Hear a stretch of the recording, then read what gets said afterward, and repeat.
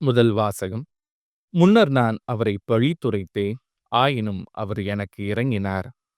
திருத்தூதர் பவுல் தீமோத்தேயுவுக்கு எழுதிய முதல் திருமுகத்திலிருந்து வாசகம். அதிகாரம் 1 இறைவசனங்கள் 1 முதல் 2 முடிய மற்றும் 12 முதல் 14 முடிய. விசுவாச அடிப்படையில் என் உண்மையான பிள்ளை தீமோத்தேயுவுக்கு நம் மீட்பராம் கடவுளும் நம்மை எதிர்நோக்குடன் வாழச் செய்யும் கிறிஸ்து இயேசுவும் இட்ட கட்டளையின்படி கிறிஸ்து இயேசுவின் திருத்தூதரான பவுல் எழுதுவது. தந்தையாம் கடவுளிடமிருந்தும் நம் ஆண்டவராம் இயேசு கிறிஸ்துவிடமிருந்தும் அருளும் இரக்கமும் அமைதியும் உரித்தாகுக. எனக்கு வலுவூட்டும் நம் ஆண்டவராகிய இயேசு கிறிஸ்துவுக்கு நன்றி செலுத்துகின்றேன். ஏனெனில் நான் நம்பிக்கைக்குரியவன் என்று கருதி அவர் என்னை தம் திருத்தொண்டில் அமர்த்தினார். முன்னர் நான் அவரை பழித்துரைத்தேன், துன்புறுத்தினேன், இழிவுபடுத்தினேன். ஆயினும் நம்பிக்கை கொண்டிராத நிலையில் நான் அவ்வாறு நடந்ததால் அவர் எனக்கு இரங்கினார்.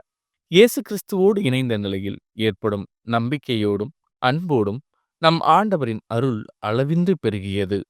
இது ஆண்டவரின் அருள் வாக்கு. இறைவா, உமக்கு நன்றி. பதிலுரை பாடல். ஆண்டவர் தாமே என் உரிமை சொத்து. இறைவா, என்னை காத்தருளும். உம்மிடம் நான் அடைக்கலம் புகுந்துள்ளேன். நான் ஆண்டவரிடம், நீரே என் தலைவர், உம்மையன்றி வேறு செல்வம் எனக்கு இல்லை என்று சொன்னேன். ஆண்டவர் தாமே என் உரிமை சொத்து, அவரே என் கிண்ணம், எனக்குரிய பங்கை காப்பவரும் அவரே. ஆண்டவர் தாமே என் உரிமை சொத்து, எனக்கு அறிவுரை வழங்கும் ஆண்டவரை போற்றுகின்றேன். இரவில் கூட என் மனச்சான்று என்னை எச்சரிக்கின்றது. ஆண்டவரை எப்போதும் என் கண் முன் வைத்துள்ளேன். அவர் என் வலப்பக்கம் உள்ளார். எனவே நான் அசைவுறேன். ஆண்டவர் தாமே என் உரிமை சொத்து. வாழ்வின் வழியை நான் அறியச் செய்வீர். உமது முன்னிலையில் எனக்கு நிறைவான மகிழ்ச்சி உண்டு.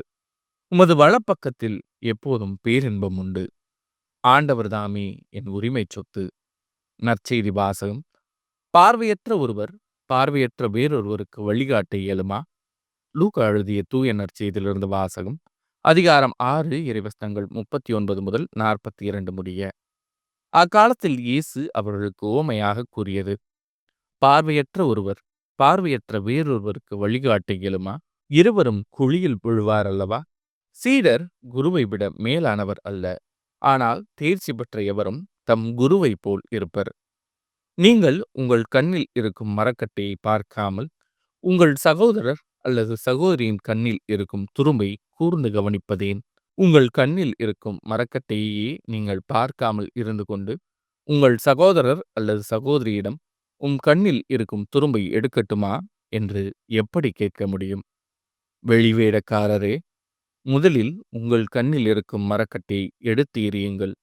அதன்பின் உங்கள் சகோதரர் அல்லது சகோதரியின் கண்ணில் இருக்கும் துரும்பை எடுக்க உங்களுக்கு தெளிவாய் கண் தெரியும்.